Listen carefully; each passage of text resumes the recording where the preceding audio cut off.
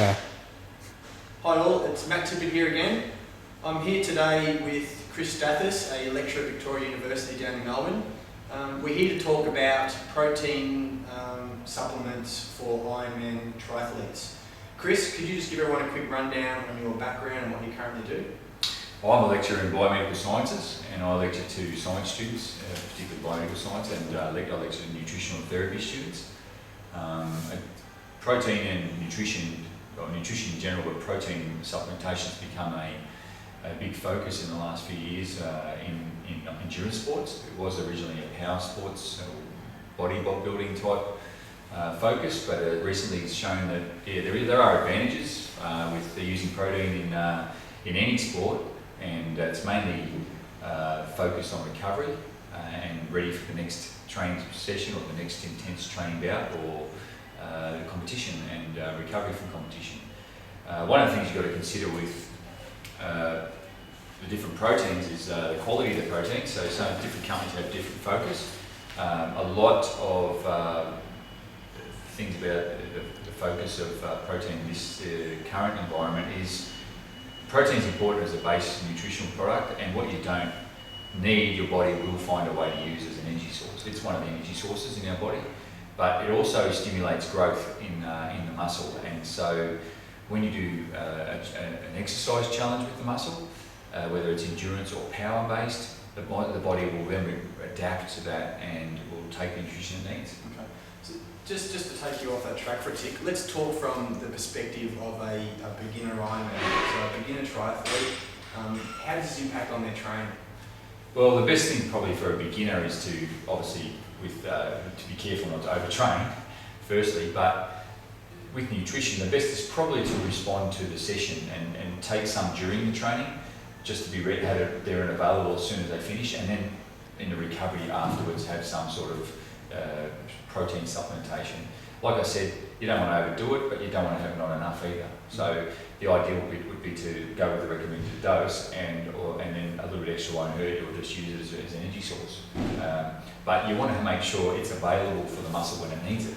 And the most important time is probably as the muscle's getting challenged and towards the end of the activity or the training session or the competition, and then in the immediate recovery after is probably a little bit like glucose. Probably not as critical as glucose as it is in the first half-hour window, but a sustained amount in any form, whether it's powder or fluid form. The powders are good because they're easy to make up with whatever you're drinking, and you can get it as readily available, but they come in many forms.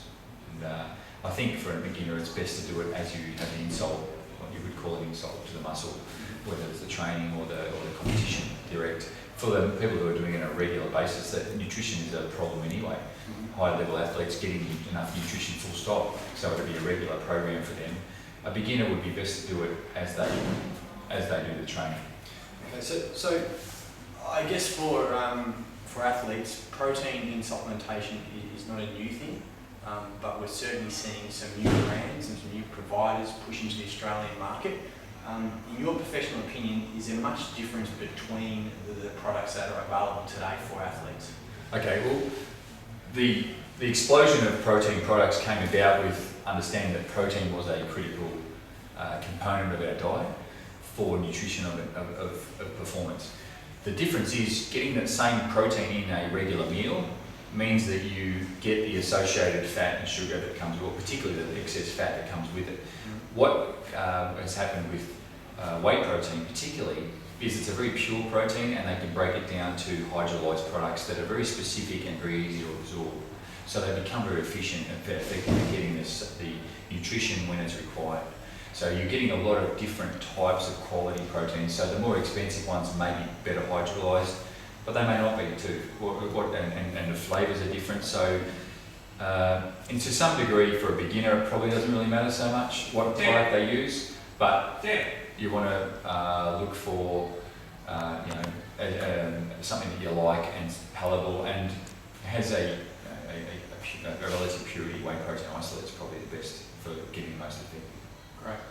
Okay, so let's stop it there. I'd just like to end, I guess, this interview with a I guess 5 top tips for Ironman triathletes. What are the 5 key things that you think with regards to dosage of nutrition for event day?